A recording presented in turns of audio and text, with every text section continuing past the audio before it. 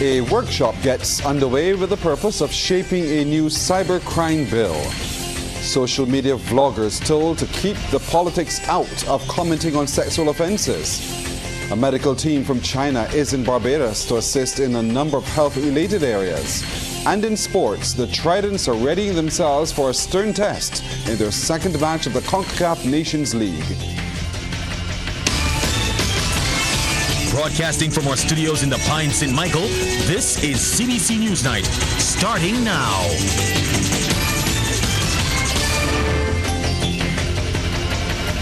Good evening, I'm Pearson Bowen. If Barbados exceeds its projections for cruise passenger arrivals this winter season, a new record will be set. That's the word from Minister of Tourism and International Transport Ian Gooding-Edgill. He says their projections is for a close to 100% recovery of pre-pandemic levels for the upcoming cruise winter season. Minister Gooding-Edgill, who led a delegation of tourism and port officials to Sea Trade Europe in Hamburg, Germany, made the remark as he disclosed the major highlights coming out of discussions with some of the top UK and European cruise lines and suppliers. We are projecting that this coming winter season, the port will have approximately 396 calls.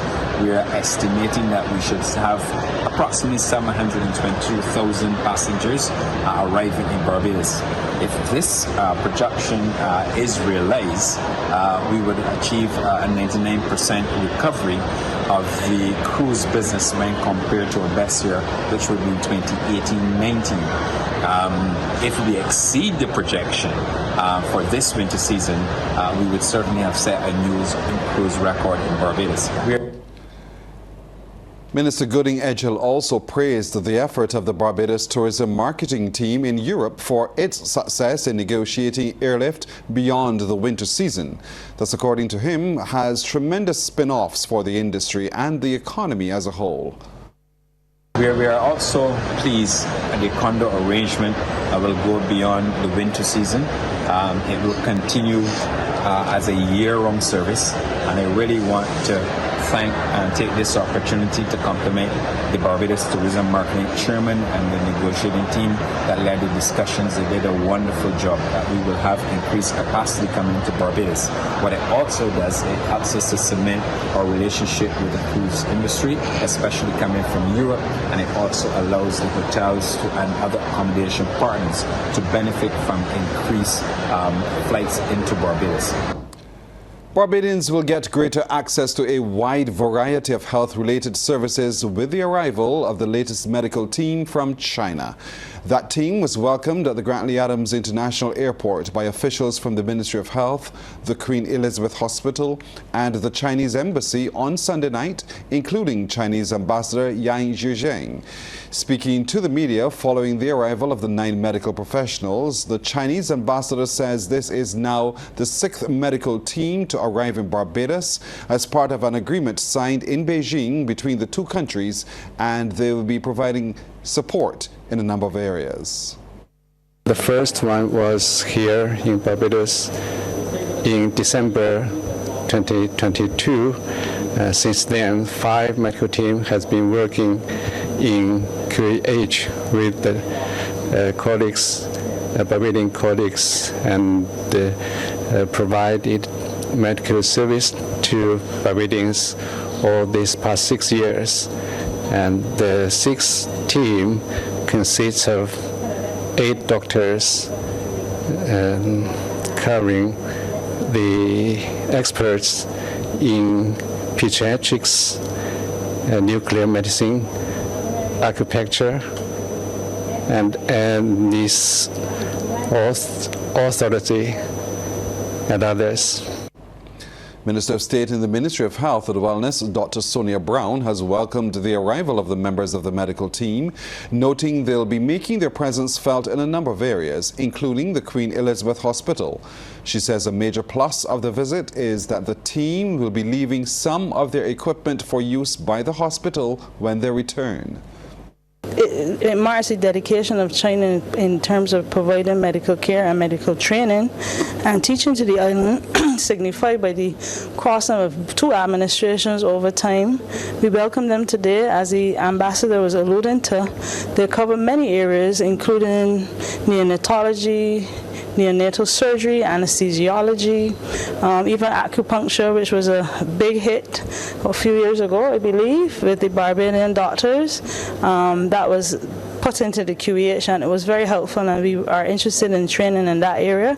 Apart from that, we're doing anesthesiology, vascular surgery, ultrasound, nuclear medicine. Social media vloggers are being advised to stop politicizing sexual offences. This is coming from Minister of Home Affairs Wilfred Abrams. The minister referenced a recent viral video about an incident now before the court in which two individuals are suggesting that sexual offences are not being properly handled. Minister Abrams said he finds it hard to understand why individuals can be so irresponsible to cast aspersions on the entire teaching profession as they have. He was speaking to the media while attending a sex officer offender summit at the Radisson Aquatica this morning.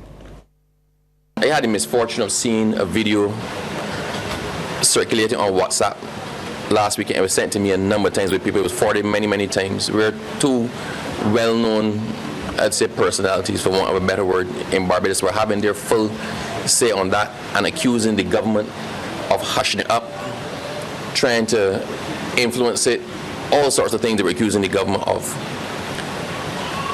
They even said they don't feel safe with the children in school, and it was a very emotive video where a lot of facts were assumed and a lot of statements went out as fact. I am not prejudicing anything here. Our judicial system is one of the best in the Caribbean. Minister Abrams added the case, which involved a teacher, was carried in the media, and it is therefore not true to say the government is covering it up, as the matter is public. I cannot believe that an investigation having been done and someone being arrested and charged and facing the courts, that some irresponsible people can be accusing the government in this circumstance of trying to hush up something. The rehabilitation of sex offenders and their reintegration into society was the focus of a summit today put on by the Barbados Probation Service. Wendibert tells us that with sexual offences on the rise, the stakeholders see it as key to ensure that the correct strategies are devised to address the issue, and investigators from the Internet Crime Against Children Task Force are here to help with them. Sexual offences are not all the same, and strategies for dealing with the offenders and victims cannot be a one solution solves all. This was the rationale behind today's Sex Offender Officers Summit held by the Probation Service at the Radisson Hotel. Minister of Home Affairs Wilfred Abrams says the impact of sexual offence is such that not only perpetrator and victim are affected, but also the families and communities of both. This is why one remedy cannot work. A nuanced understanding of this population is critical for developing effective prevention and rehabilitative strategies while maintaining the safety of communities. Public policy, law enforcement, and mental health professionals must work together to address the complexities of sex offending and promote both accountability and rehabilitation where possible. This 4-day workshop is demonstrative of the department's vision and is indeed timely. The aim of the workshop is to educate practitioners within the social services, law enforcement, judiciary, and prosecution to understand the challenges of managing this population while providing for those tasked with this difficult role. The Acting Chief Probation Officer, Denise Agard, says sexual offences are up, but when some cases get before the courts, the individuals are no longer minors.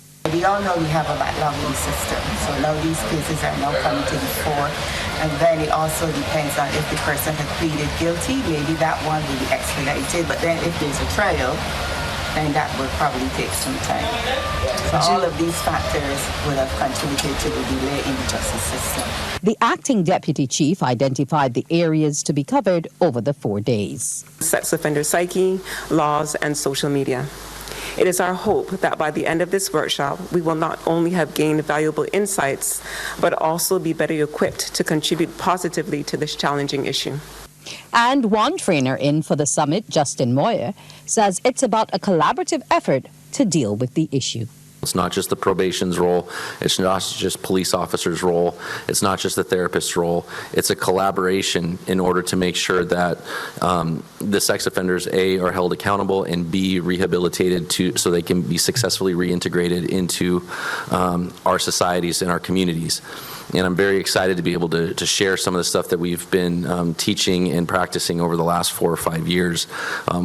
Do we get it all right in the U.S.? Absolutely not. And it's my job to also highlight the stuff that we don't do right. So as you guys navigate your path forward, you can understand some of the pitfalls, some of the things, and correct some of the things that we don't have right yet. Wendy Burke, CBC News. A major focus is being placed on arresting the advance of cybercrime in Barbados, so much so that a cybercrime bill workshop is now underway at the Lord Erskine Sandiford Centre. It is hoped that from it, a new cybercrime bill will be presented to Cabinet by the end of the year. The workshop is being headed by Chairman of the Law Reform Commission, Sir David Simmons. The 3-day session is being attended by members of the judiciary, the magistracy, as well as local, regional and international stakeholders. Trevor Thorpe reports. The respected legal luminary told the workshop, cybercrime is a serious phenomenon and legislation has to do its best to keep up with cybercrime. Sir David says the draft Cybercrime Bill 2023 and a copy of the bill to amend the Mutual Assistance in Criminal Matters Act, Chapter 140A, will be given major attention throughout the workshop. Governments must therefore strengthen legislation and the capacity of relevant authorities to handle electronic evidence and to investigate, prosecute, and adjudicate cybercrime.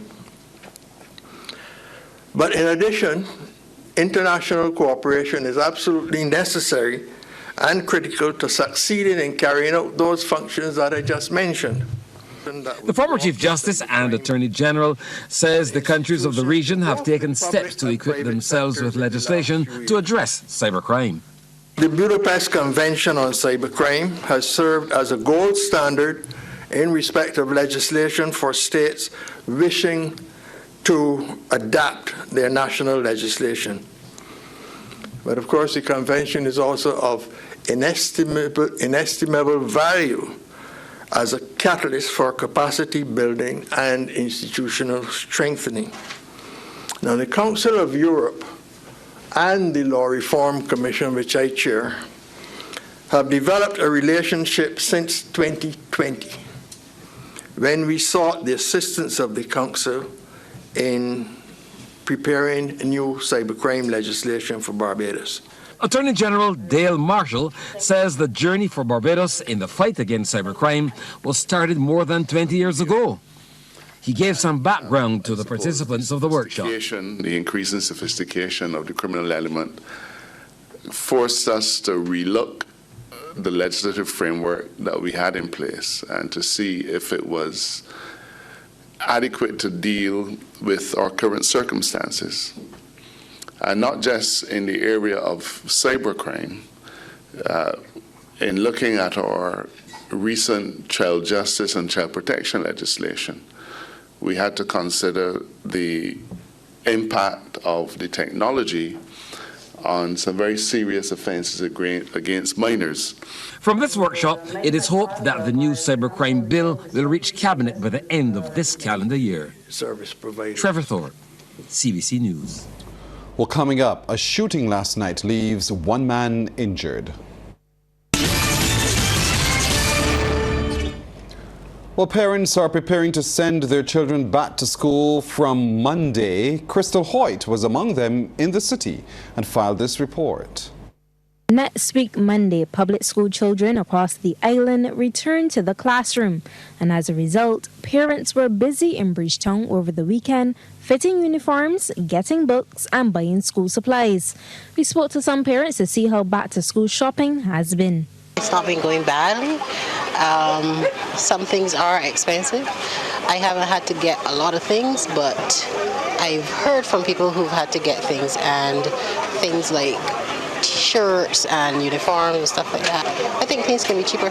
While many parents agreed that supplies could be cheaper, they were pleased with government's decision to reimburse them $100 of their primary school children's book purchases. For those in public primary schools, parents must submit their receipts to the school, and the process should take approximately 4 weeks. Prime Minister Mia Amor-Motley says the grant is a small contribution towards creating a more equitable educational system. Although this parent would not be able to benefit from the grant as her child is not in primary school, she still shared her thoughts. I think it's good. I think anything that can help people to get something, to get some extra stuff is good. Another parent shared how back-to-school preparations were going. Hectic, up and down, have to go here, go there, but it has been a little difficult, obviously, because of price and floods, everything going up, you have to be, backward and forward, but it has been good. We cut back anything thus far? No. We normally plan ahead when it comes to shopping, so no cutbacks. While they are aware of government's book grant, they do not plan to take advantage of it. Honestly, in terms of giving back the $100, obviously at the end of the day, we want to give it to someone who we deem a little more or less fortunate than us right now. So as I said, we are giving God thanks that we were able to afford thus far what we needed for our child. Children returned to the classroom on September 18th. Crystal Hoyt, CBC News. A man was injured in a shooting in the St. James community last night. That incident reportedly took place at 6:30 p.m. at Endeavour Cul-de-sac number 1, Orange Hill. CBC News understands that man had just left his home and was walking down the gap when he was approached and shot by a man in a mask. The victim managed to make it back to his home and was subsequently taken by ambulance for medical attention. One resident who spoke to CBC News expressed concern about the safety of children in the neighborhood. We have little kids here in this district on an everyday basis, and sometimes 20 of them are saw that farm right here in front of my house, and it's really, really bad to see something like this here happening. And it's not only happening here, but it's happening all over the island, and we have to put a stop to it. Strong defense tonight of government's programs for at-risk youth. A Minister of State in the Office of the Attorney General with responsibility for crime prevention, Corey Lane, says he's not spending taxpayers' money recklessly by introducing the programs. He says he's investing in the future. Investing in a future of peace, justice and security and empowerment for this country. And that is what the entertained pillar is about. But we're stopping there. We got the attention, the surprise even me, and it shouldn't happen, but it's like some change agents in the peace program. People that all kind of think, tell me, where got these people working? They may got the qualifications. But I'm glad they got the Prime Minister that they got support qualifications what? Their qualifications is the fact that they have the trust of the community, they got the connection of the community, so said, so proven. Mr. Lane was addressing last evening's Barbados Labour Party's St. Michael East branch meeting. He says youth are bored and full of energy, suggesting this may be behind those tormenting society. He believes a change in mindset is required to address the social ills. Because these mindsets is what's really got you there. Whether it's poverty, crime, it is the mindset. So we're going to get some self-development, motivation, educate, all kind of thing, public speaking, man. You understand that you are somebody. Get where we came from, but you tell me about these sessions. That is the brain part. And then we get to training now. We give them some skills. We upskill them. Digital this, technical that. I don't care. Trade this. I just skills. 1,000 here, 1,000 there. We doing skills. We started well, you start 1,000 next year. We want to 3,200. Skills programs, training. And we're back. So we're back to Damien Best and Look at Sports. Damien, good evening to you. Yeah, good evening to you, Pearson. Good evening to all viewers and listeners. Some football news first up. The Barbados senior men's team will be back in action tonight for their second match of the CONCACAF Nations League B against host Nicaragua. Now, the Tridents lost their opening fixture of Group B against Montserrat 3-2 at the BFA headquarters in Wilde last Friday. After trailing 1-0 in the 7th minute, Barbados hit back immediately via Elijah Downey before taking the lead in the 26th minute thanks to Thierry Gill. However, some defensive lapses proved costly, and the Tridents conceded 2 late goals in the 81st and 97th minutes that left them deflated. Well, speaking from Nicaragua, head coach Orlando da Costa says their opponents for tonight's matchup will be challenging, but the squad is ready. We already studied this team. Actually, we discovered some weakness points. We will try, of course, explore these weakness points from Nicaragua, try to take advantage. And we are here, of course, with our mind to collect points, even 1 point. Now for tonight's business report, Barbados is looking to tap into business opportunities in Florida. Invest Barbados is collaborating with Export Barbados to mount a business mission to the U.S. state from October the 1st to the 6th. It follows 2 recent ones to the American cities of Charleston and Atlanta. The timing also coincides with the Florida International Trade and Cultural Expo and the annual MedWeek conference. Director of Investment and Marketing at Invest Barbados, Renata Mohammed, is encouraging interested businesses to take advantage of the mission instead of going it alone. It's meant to be an exploration for the Barbados business community, as well as to provide the Florida business community with an opportunity to get to know us better. We have been in contact through the CG's office in Miami with our various hosts, and collectively we have identified some very specific sectors that are hot, that are exciting, and they're interested in right now. And those include things like fintech, insurance, real estate, manufacturing, and of course it's Florida. It's the interest of the trade of goods and services. Ms. Mohammed says potential investors are interested in a stable environment, and Barbados provides that. In terms of proximity, Florida, the Caribbean, they look to Barbados as a gateway to the rest of the Caribbean, the EC in particular, as well as Latin America. And of course, our Barbadian business community looks to Florida as a gateway to the USA. So we see this mission as really a conduit to win-win collaborations. It's meant to be a deeper exploration. We're meeting our hosts at a very high level. They have been doing a great job in rallying their membership. A call has been made for the region to collectively identify the challenges and needs faced in the fight against cybercrime. That call came from Deputy Chief Information Officer of CARICOM Impacts, Rufus Ferdinand, in his remarks today at the start of a 3-day cybercrime workshop at the Lord Erskine Sandiford Center. The regional official said the workshop should also help to form partnerships among the legal fraternity and stakeholders. Equally significant is our ability to cooperate with foreign jurisdictions in this ongoing struggle. The Council of Europe, through its Budapest Convention on Cybercrime and the Cybercrime Program Office, has consistently been a reliable and unwavering collaborator. The unwavering support in building legal and technical capabilities and capacities in this domain of cybercrime and electronic evidence is immeasurable, and we remain deeply appreciative of their continued cooperation. All right, let's get back to sports. Here's Damien. Yeah, thanks so much, Pearson. Some members of the Barbados A team are back at home after capturing the Bermuda T20 Cricket Festival title over the weekend. Barbados A beat host Bermuda by 7 wickets at their national stadium after another all-round performance. Batting first, Bermuda national team posted 124 for 7, led by Trey Manders with 38 and Dominic Sabir 34. Kemar Smith, he took 2 for 14 and Zidane Clark 2 for 21. In reply, Barbados A reached 126 for 3 in 15.4 overs. Shakir Paris top scored with 50 not out of 37 balls, inclusive of 3 4s and 3 6s, while Nico Boucher hit 40 off 33. Assistant coach Dexter Toppin says the tour was very beneficial for the players. First of all, I would like to thank the Association tradition to have in Barbados level in this festival. It gives these young men an opportunity.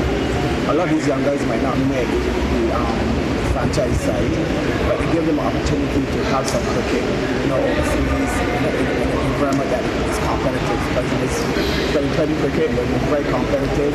And I think that, they didn't let Barbados down. Within the tournament, people might say, well, it's Bermuda, but I think that the competition was a great one, and we don't really give us a challenge, just as the Antigua Grassroots Academy, led by Winston Benjamin. For all in all, it was a good experience for me, and at the end of the day, I think you guys really enjoy it. Well, Haynesville and Barbados Soccer Academy are the champions of the Fusion Boutique Summer Style Youth Soccer Tournament. Playing at the Desmond Haynes facility in Holders Hill, Haynesville defeated Brittonsill 2-0 to win the Under-13 division final.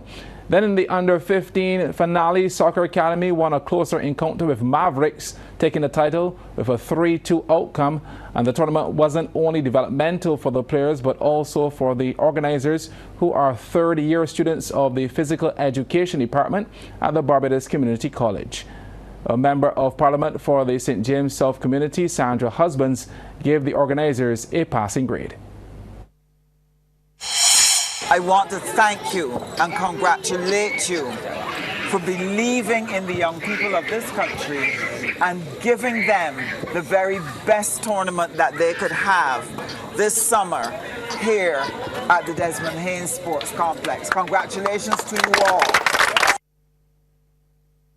The director of the tournament, Ryan Clark, says the main objective of the competition was more than about winning. It's not just about who has the best skill or who is the best team. It was about discipline, leadership styles. It was also about self-worth, social bonding. These were the things that we were looking for in the youth that participated in this tournament. And you all showed them well. Well, that's our time tonight. Thank you for spending yours with us. I'm Pearson Bowen. For the crew, to all of you, good night. By God's will, we'll see you tomorrow.